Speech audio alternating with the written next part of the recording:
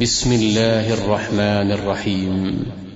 به نام الله بخشاینده مهربان. لم يكن الذين كفروا من أهل الكتاب والمشركين منفكين حتى تأتيهم البينة.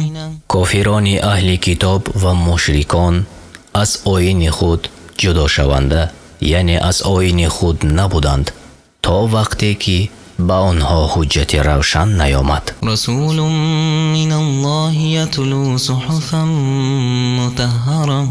که پیغمبر از جانب الله است، صحیفه های پاک را یعنی سوره های قرآن را میخواند. فيها كتب قيمة.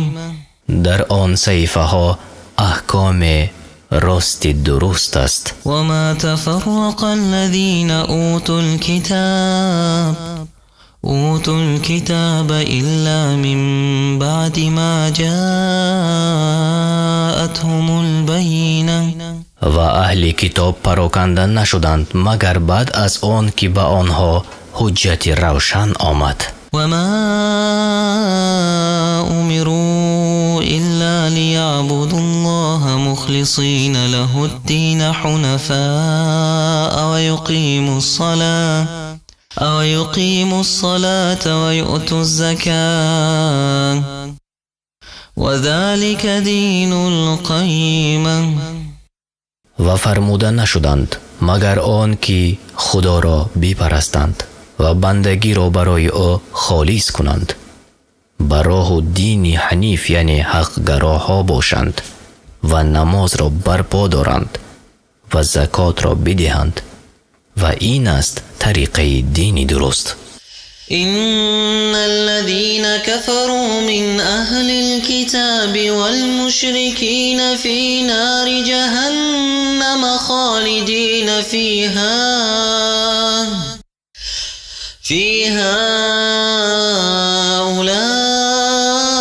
أولئك هم شر البرية.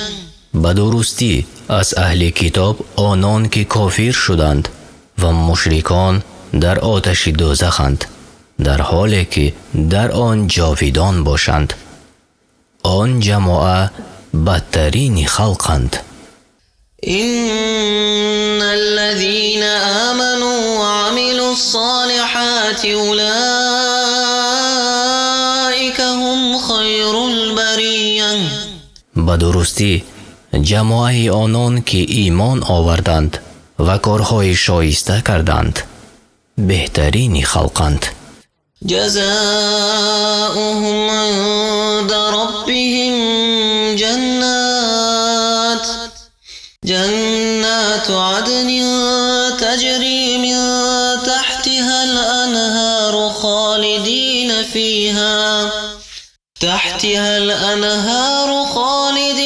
فيها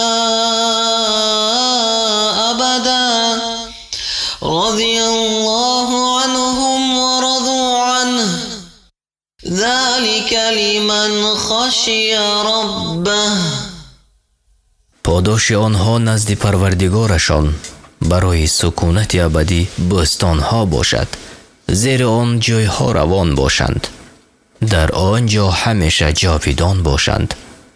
الله از آنها خوشنود شد و آنها از الله خوشنود شدند. این وعده برای کسی است که از پروردگار خود می‌ترسد.